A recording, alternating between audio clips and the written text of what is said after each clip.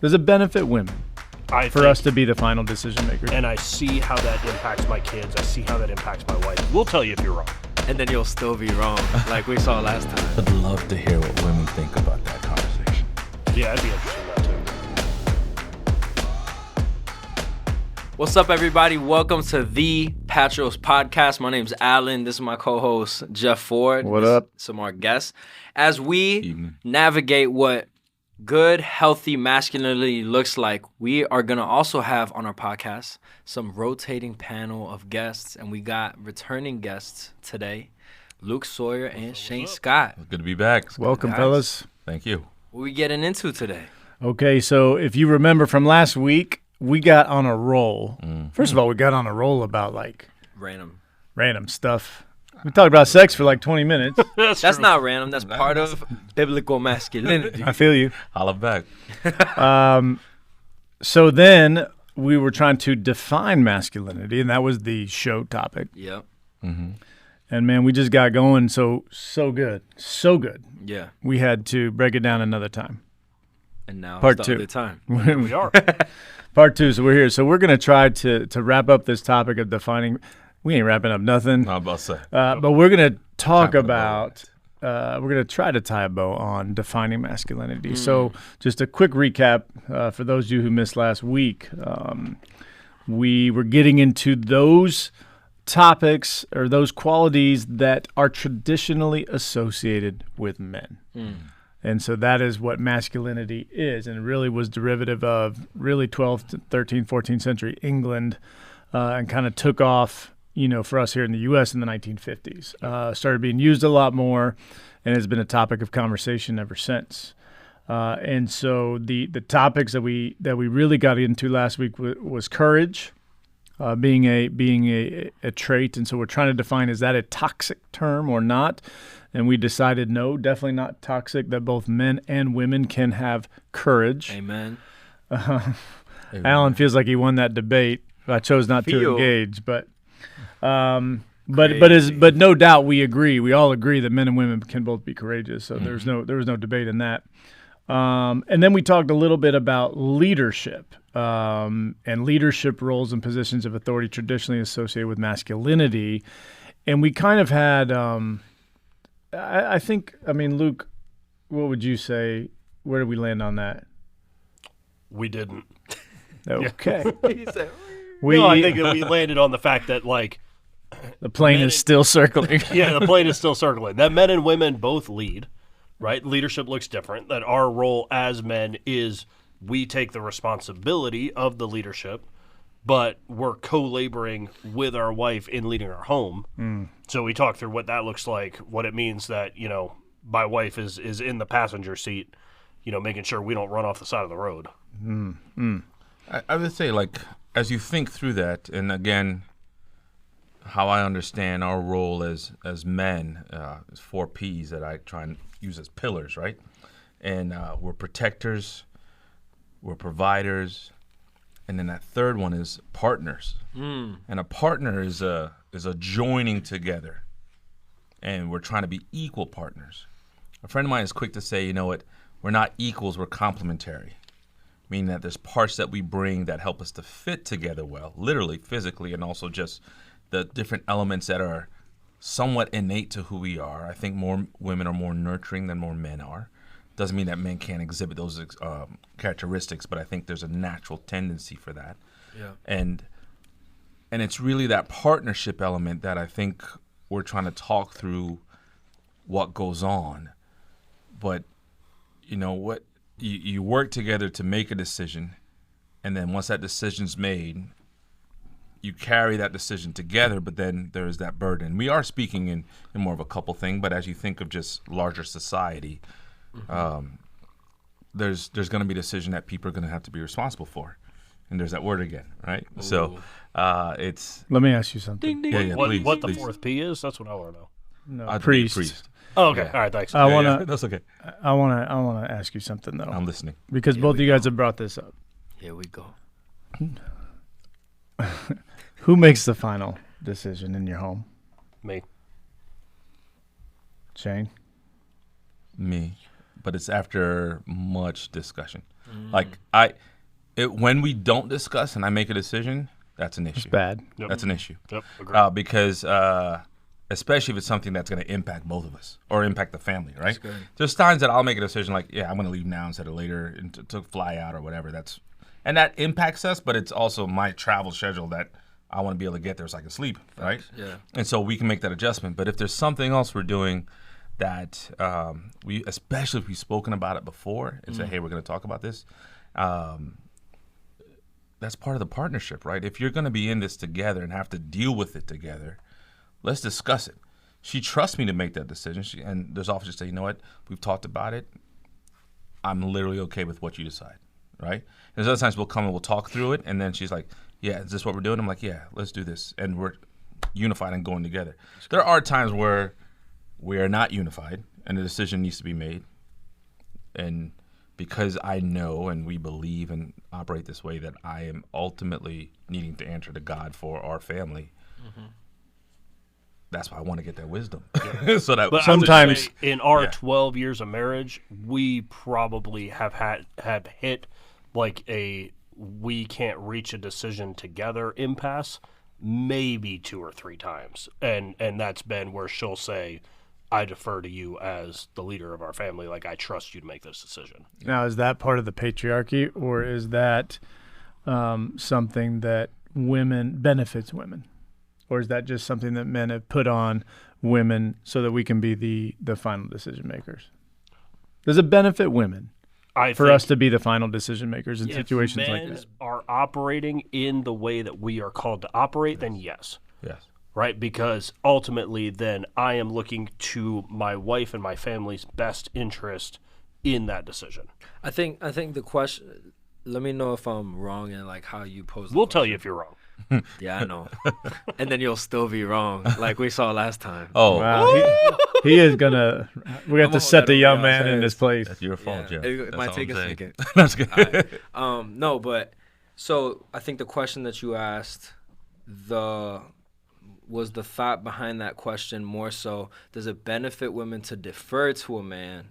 Not necessarily just always does it benefit women for men to make decisions. Yeah, not always, but in those situations where you have I defer to discussed, you. Yeah. you have discussed, you come to an impasse. Yeah. Because I don't know who said this, I heard this somewhere, but as a leader, you don't always have to make the right decision, but you do have to make a decision. Mm-hmm.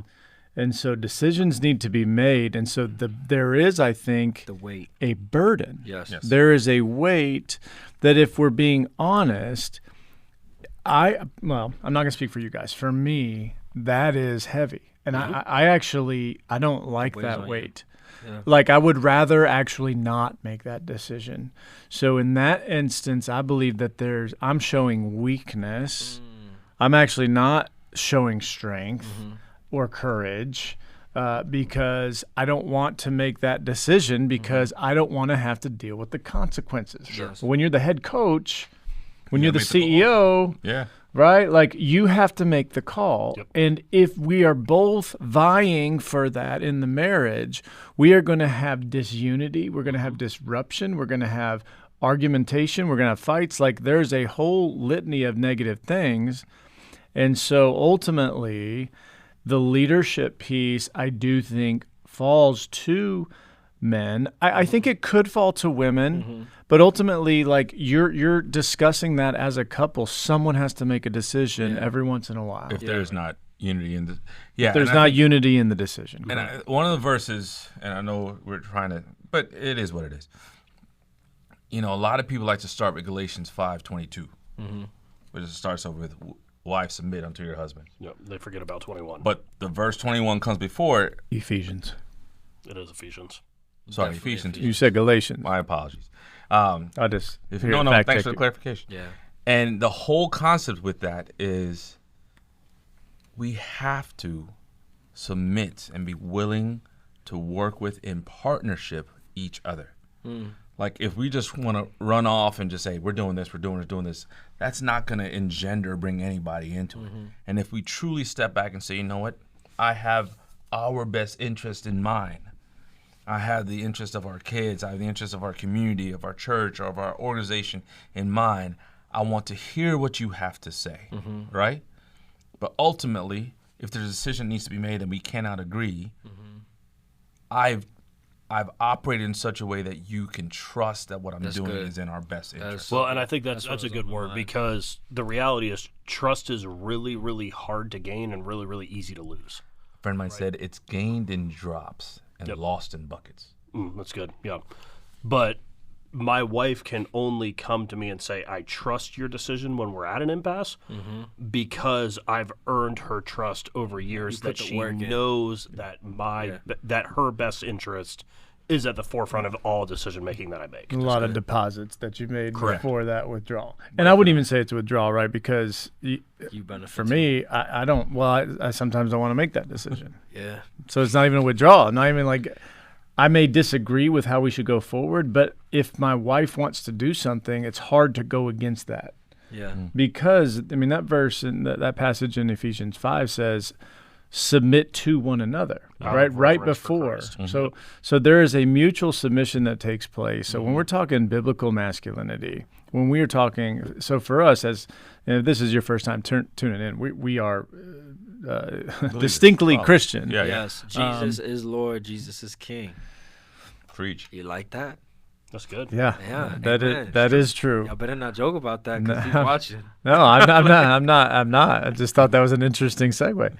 But we believe the Bible. I think everyone on this panel right now is an inerrantist, and so when we look at the scriptures, we say these are God's word to us, and they're inspired, and so if we don't heed, there are consequences. There are consequences. That's a good way to put it. And so when we see that mutual submission, like that's heavy. Like I look at that and go, very much do I need to do that?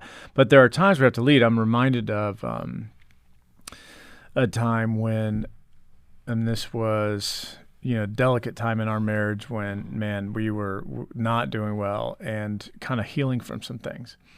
And I remember my wife, we were about to go to church, and she put on something that, she was banging, right? Like she was hot. And I'm like, man, every other dude is going to think she's hot too. Like it was a little revealing. And I was like, oh man, gosh, I just don't know if she should wear that to church. If we're going to the club, fine. But you weren't. You weren't. Because I'm a clubber. Yeah, that seems like your personality. Totally see me in the club. But I remember saying to her, "Hey, how did this go?" Ooh. I said, "Hey, listen, like I love you, and you can do what you want.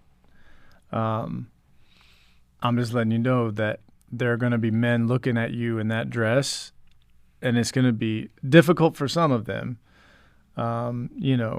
to not have lust on the mind." I don't know what exactly I said, but I said, but if you're not convicted about it and God isn't leading you to do that, I'm cool with it. Like whatever you want to do. I feel obligated as the leader of the home to just let you know that, and then you can do with it what you want. And I was shocked. We didn't say anything about it. She probably doesn't even remember this, but she changed, and we didn't say a word. Like there wasn't an acknowledgement. It was just like she changed. And so like in a situation like that, those are difficult times to lead. Yeah. As a husband. But I tried to do it in a way that was submission. Like there was a submissive heart to it. It's like basically like, I'm not trying to lord this over you. I'm not trying to say you have to do this. I'm just saying my spirit doesn't feel right with that outfit going to church. And I don't know if I would even say that today. I would love to hear what women think about that conversation. Yeah, I'd be interested in that too. If you're a woman and you're watching this right now, go ahead into the comment section. No, I'm serious. With love, let us know. I would love to. It's case by case. So many ways that could be taken. Well, it also depends, right? Like if somebody's listening to that story and they've been through an abusive relationship, right, where the man did lord over them they probably don't even believe that Jeff actually was kind and gentle when he talked about that. They probably said like, you're just saying that here. You know what I'm saying? And there's probably other people who are like, why can't she wear what she wants to wear? Yeah. If she wants to wear, let her wear it. But he even said that he didn't say she can't wear it. Whatever. He even said that. I know. Yeah, I'm telling you, like. Oh, yeah. 100%. But I don't need your permission. No, I would love to hear it. I actually think that might be a good future podcast episode. Yeah. Talking about those views around modesty and like even like the whole conversation around, you know, men might look at you with lust on the mind. Is it men's responsibility? Is it her responsibility? Right? Like, it's clearly it's clearly a man's responsibility. I think we would all agree with that, but I think it might be an interesting. It's a husband's responsibility. And then, okay, so when someone else wears something like this, are you having those thoughts?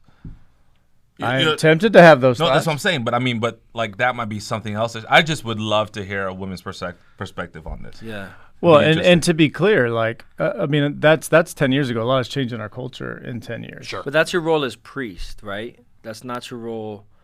That's not a partner. Well, it could be considered protection. Yeah, but I mean, someone would argue, like, some people would argue, like, well, that's protection from because they're not acting like men, they're acting like boys, whatever. You know what I'm saying? Like, but his job as a priest, that's the way that he functioned in that conversation, right? He said, "This is what is weighing on my heart. I want to present that to you because I believe that you have to present yourself to God, and I have to present you to God in a certain way. And so I'm going to have this conversation with you, but what you do with it is between you and Jesus." Like, he wasn't telling her what to do. No, I understand what you're saying, but I think it is also protection. Oh, 100%. Because, you know, guys might say something. Hopefully it wouldn't happen at church, but women probably might think something as well. And that might happen at church, right? You know, so that's fair. I tell you, people are just so challenging. But that's how you loved her in that moment. Yeah, I mean, it's a what I was getting as a difficult conversation of leadership. Yeah. Like, I didn't want to do that. Mm-hmm. That's not something that I was signing up to do, right? and because it was a difficult conversation, I knew what her response would be, most likely, or could be, especially at that time in our marriage. But I did feel the conviction of the Spirit, and, you know, so I tried to do it in a way that was kind and generous, and also letting her know that this is in no way manipulation. Like, if you're good with it, I'm cool with it. Mm-hmm. Like, and I think, you know, we do a disservice to other believers when we demand that they live as we live. Mm-hmm. And when there are areas of, you know, disagreement or gray areas. We did a series once, it was gray areas. We talked about all those different gray areas. And man, in what is it? There's someone can look this up, but it's like in all things charity, right? Like in the main things, you need to be unity. In like tertiary things, it's like in all things. No. I think it's something in the primary things. In primary things, unity. In the non-primary, something like liberty, but in all things, charity. Yeah, liberty is what it is. And so liberty, I think, is an important trait that we don't give to other Christians. We don't give other Christians the opportunity to live out what God has told them. Mm-hmm. So anyway, all that to say, let me bring us back to masculinity. Let's do that. I'm gonna run down these, and we'll see how much time we spend on this. But so another trait traditionally associated with masculinity: independence. The idea of self-sufficiency, being self-reliant, not relying on others for support, often associated with masculinity. Mm-hmm. You guys, would you concur? That's what you see? Is that how men are? And is that a toxic trait? It can be. Yeah. Independence in and of itself is not a toxic trait. No. Right? Because the word was independence, right? Is that right? Yeah. What was the word? Independence? Yeah, independence. Mm-hmm. Yeah. So I don't think... You think God wants us to be independent? No, I don't. I don't think we ever have been either. Well, when I say independent, I'm not saying... Look, the one thing he said was not good was for man to be alone, right? In all of creation, the one thing he said was not good was for man to be alone. Yeah. When I think of independent, I think of a thinking of... You're thinking for yourself. That's what I understood independent to me. Well, I'm defining it for you. The idea of self-sufficiency, being self-reliant, and not relying on others for support. See, I think a non-toxic. I think that is an anti-biblical idea. No, I will say that. I think it's an anti-biblical what do you idea. say? I'm sorry, huh? No, what are you saying? Okay. No, I would agree with that. Okay. I would agree with that. He wasn't paying attention. That is true. I was looking up. I said I think the idea of independence is not a biblical idea. Right? Like self-sufficiency doesn't exist. It's the opposite Whoa, of the biblical mandate. Whoa. Is that not then the antithesis of the American ideology? Yeah, but that's not where we're going. That's another podcast Yeah. episode. No, yeah. That's So what you're saying that one. self-sufficiency doesn't exist because we're always Because we are dependent. We are Dependent naturally on- dependent. You're interdependent. I think so. When we talk masculinity, when masculinity goes toxic, yeah. is that point, right? Like when we think I am completely independent, I am reliant on myself, I provide for myself, I don't need anybody else, I can do this on my own, I can pick myself up by my bootstraps, yada, yada, yada. That's when things go south, right? So I think the idea of independence is an anti-biblical idea. I think we are entirely dependent. No, As defined by Jeff's definition, I would completely agree with that. yeah. Yeah. I'm glad we're on board now. Let's move to the next one. Resilience. The ability to endure hardship, pain, or adversity without showing weakness is often considered a masculine trait. You guys agree with that? Resilience. The ability to endure hardship, pain, or adversity without showing weakness. Yeah, I agree. Is what? A masculine trait, Is that a toxic trait or is that a healthy trait? healthy. I would say that's toxic. Oh, disagreement. Let's go. To I'm be bow out. resilient? Y'all can talk. To be resilient? No. Listen to the definition. I'm actually paying attention to this stuff. To endure hardship, pain, or adversity without showing weakness. Oh, without showing weakness. I think it's just might depend. I'm not sure. So resiliency, I think we would all agree, and we've seen this in our own lives, and we see this if you've ever mentored somebody or if you coach somebody up, or even in your kids or whatever. We don't give up on the first try, right? Like that's not a good trait. Is that a typically masculine trait? I don't think the idea of resiliency is a typically masculine trait. I think where the toxic comes in, or the traditional, is that this John Wayne mentality that I'm of the pioneering Wild West. I'm going out, I'm braving alone. And to your point about America, right? We are not interdependent as much as an Eastern culture. We are very much independent. At least that's what we try to frame up. And that is celebrated. It's worshipped in our culture. The idea that I'm a self-made man. I mean, how many times have we heard that? Yeah. What do?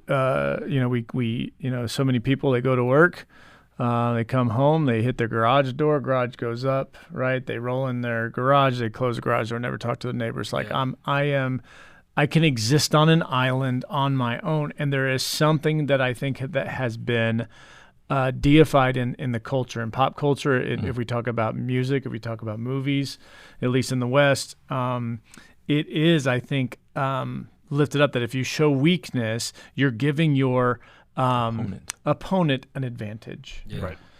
Right. It's always a combat, right? It's we're always fighting somebody, and it's a win-lose. We don't naturally seek the win-win, because if you seek the win-win, you're like, hey, I need help here, right? Because you're willing to say, if we don't work in this aspect that I'm struggling, we won't both win.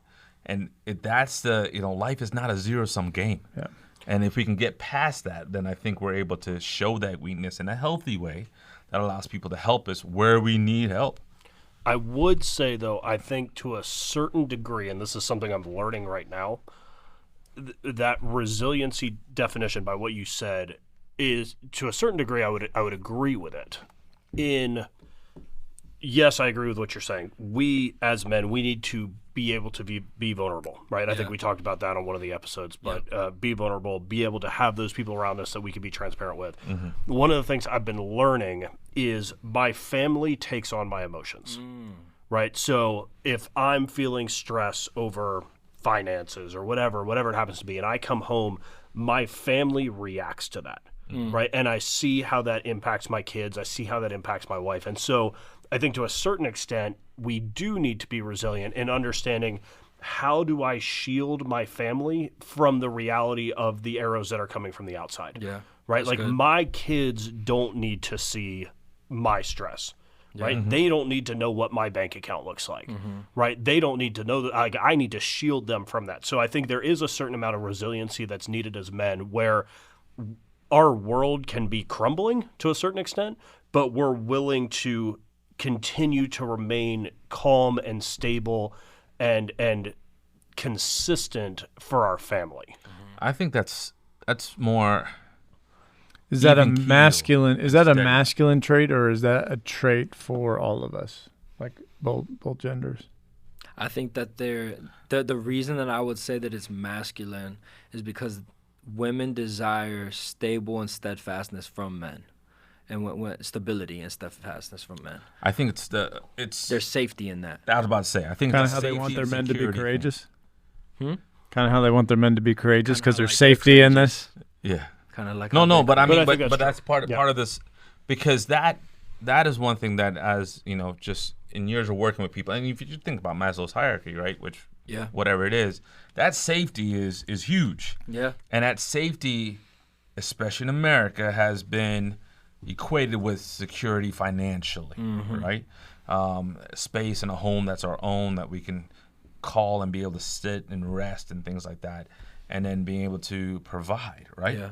And provision and protection are almost synonymous, but they're not. They're different things. Yeah. But I think part of it is, with the madness going on, I think I think it's more even keel rather than lack of weakness. That's good. I think it's more being able to say, you know what, things are a little bit more challenging right now, but we still have each other. We're still able to go and do this. Let's go do this instead of doing that. Well, right? but I think there is also a safety in at least I'm speaking for my wife right now. For sure.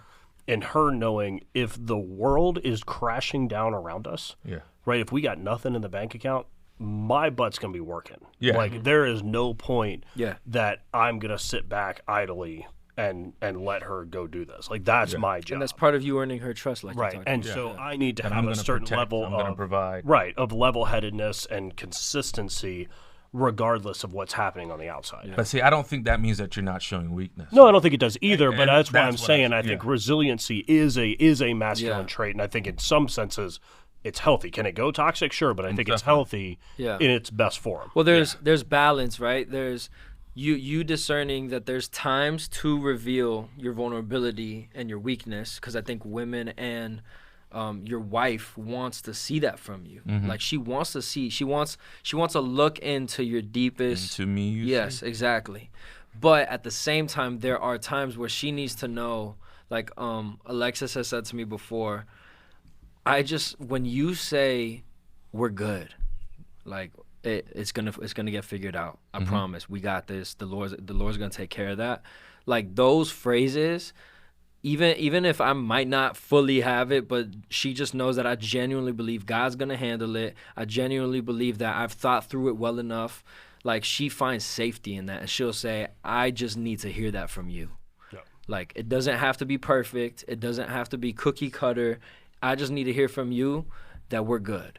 and we're gonna figure it out. And I think that is like Luke was saying. Like I'm not just gonna sit on my butt while things Facts. just continue to deteriorate. And that's why when you say it, that she can then say, I can trust that because you've earned my trust, that when you say it, it matters. One of the things that I feel myself defaulting to, and I'm gonna say yes, I'll be married for 25 years next year. Ooh. Yeah. It's. I would have been your Reception, ring man. boy. You are old, Shane. Oh, Bro. wow. No, this is That's true. why you were the. We would have been his ring boys, bro. But wow. But with that, I think I almost like in this, especially this right here, Yeah, I feel a need for us to talk to those who are single. that's good. Because a lot of what we're talking about, especially around this, Because in terms we're married, of around the safety, around the independence kind of situation, and it's just how do you manifest that? How do you demonstrate that when you're not necessarily That's good. in a relationship, but you're in a community? You're still someone who is part of what's going on around you, whether it's at work or with your church or with your friend group. How are you still demonstrating just that I'm even keeled, right? And that life is going on and we can relate and connect, say, that's really hard for me right now, but I trust this. I'm willing to do this part to make sure that the ends touch. I'm willing to do what's necessary to handle my responsibility. I'm willing to do what's necessary to provide safety for the other people, my roommates that depend on me to come with my portion of the rent check, right? And it's still, you still can show that and be that person who is resilient and even keeled, right? Without having to go like, nah, man, nothing phases me. That's not true. That's a lie. We all know that's a lie. And that's like when people say, "Oh, nothing fazed me." I'm like, okay, you're lying to yourself. Yeah. Because we know that things phase. That means a lot phases. But are we staying focused on what we need to do? So as a man, particularly, it's being able to recognize, and that's that thing back to courage, right? It's not the absence of fear. It's not feeling like I'm not concerned, but I know that I need to figure this out. All I know is a lot of stuff you guys are talking about sounds a lot like courage. Yeah. Go back and listen to the last podcast. I'm reading a book right now with a friend we're going through. It's called Emotionally Healthy Spirituality. Okay. And in that, he talks about a wall. And there comes a point in your Christian walk where you're essentially, you saved, things are going well, you start being discipled, then you start to serve, and then you hit a wall. And that wall is essentially a crisis of faith. Is everything that I've been doing really real? Yep. Like, can I really depend on this? Is there really, something true to all of this, or is this all been a mirage? Is this a placebo? Is there really, anything to it? Yeah. But he talks about once you go through that crisis of faith, there are some things that happen. There's 4 things, but one of the things that he mentioned was detachment. Now, that sounds bad until it's explained. Essentially, what he's talking about is that you can detach from this physical world and be connected to the spiritual world so that the things of this world do not bother you. You are detached from the material things of this world. Sure. And so it's, I have often said, and this is how I know I've been through the wall, because I have said this, which is I can, as long as I am right vertically, the horizontal has no effect on me. Yep. Like if I'm going through life and the things on the horizontal are affecting me, that tells me that I have not been filled with the Spirit lately because I am not right vertically. If I'm right vertically, the horizontal can't touch me. And there's a certain detachment that I think that we need to have. And I would say as Christians, I don't think this is necessarily a distinctly masculine trait. But as we're talking about resiliency, I do think that being able to be detached can be a healthy thing when you are spiritually minded. When you know, like what you were saying, Allan, that God's got it. I don't know how, but He's got it. And I do think this is not to say that women do not have that that characteristic, but I do think there is something that women look to in a relationship with a partner, at least. Where they are looking for that safety. Yeah. And so that's why when I, and I'm not trying to be a dead horse here, but when it comes to courage, I do think that courage is a distinctly masculine trait. I really do. I think that women are also courageous, so it's in different ways. But I think when it comes to felt safety, there is something that a woman looks to in her man. And this is, so you're talking about specific type of courage when you're saying that. And because all of these characteristics, I think, can go either way. Can be embodied by both genders. Correct. It's just like the idea of safety. Like men are more, and this is research in the brain, but men are more risk adverse than women. Yep. Just by no. Men are less risk adverse. We take more risks. We are. We risk more. So we're less risk adverse. Yeah. Yes. Yeah. We are less risk adverse. Yep. Thank you for the correction. I feel it. I'm with you, bro. Whereas women will. Clarify, you feel me? No, thank you. Women tend to not do that because they would like to cling to safety. Yeah. It's even when you're looking at investments. Usually, men are more risky when it comes to investments. Yep. Or the adventure or whatever it is. Now, it's not all of them. We're generalizing here, but. But I do think that there's something that we need to think of there when it comes to resiliency. Let's move on. I want to hit all these before this podcast ends. Can I ask a question? Yeah. All right. So we're talking about assertiveness, right? Like, do y'all want to hear more of that conversation? Well, you can by becoming a Patros subscriber. You'll get exclusive member-only content. Just go to the link in the description or go to the Patros website. Yeah, and when you become a subscriber, like what you're telling us is that you enjoy this content and you want to hear more of it. So every dollar that you give helps us do just that. So thank you again for listening as we just together go on this journey of embracing healthy masculinity.